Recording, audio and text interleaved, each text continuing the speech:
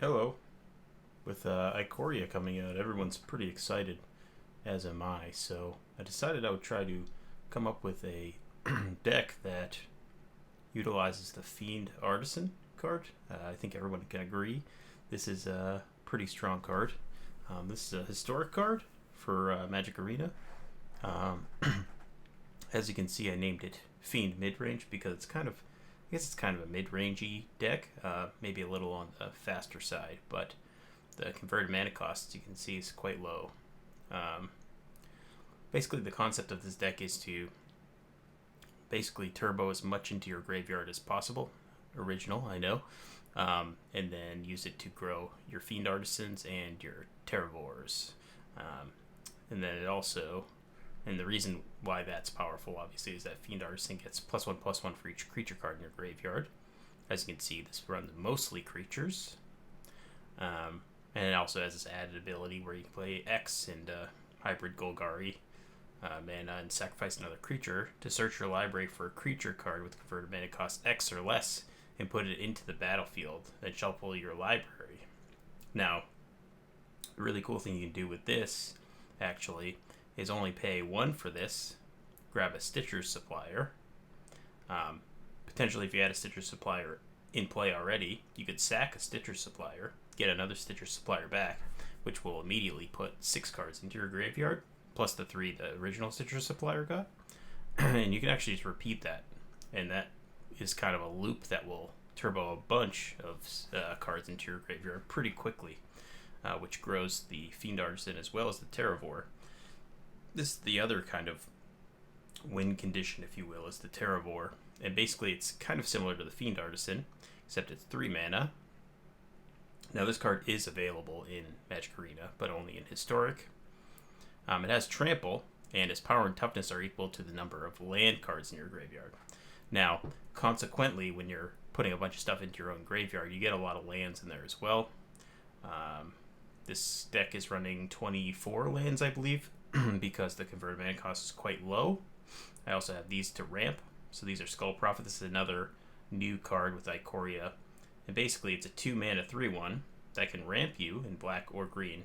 But also, at the end of your turn, say, if you didn't use this ability, you can actually tap it and put 2 cards of your library into your graveyard. So it's, once again, more ways of getting cards into your graveyard. As well as Mire Triton is another great card. It's a 2/1 for 2 with Death Touch, so it's great on defense. And it also gives you 2 life when it comes into play, and you put the top 2 cards of your graveyard or your library into your graveyard. Now, I'm only running a couple of spells.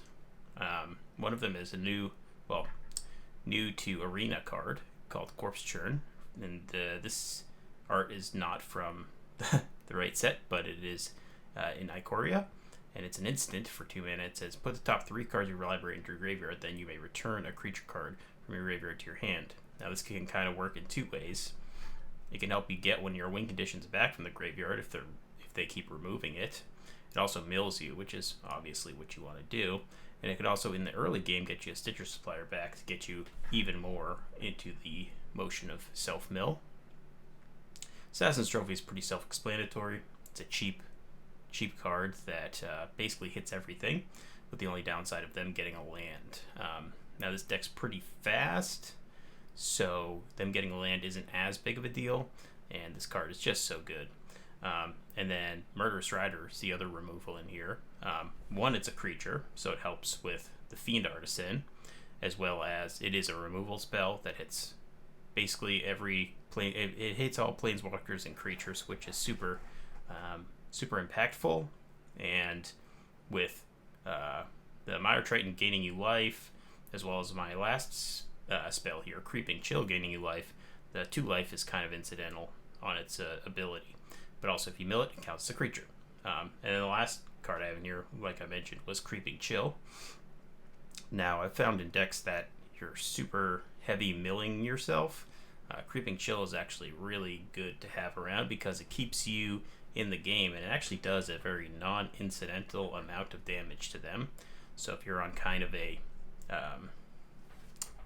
you're in a mid-range strategy, but it's closer to the aggro side of mid-range.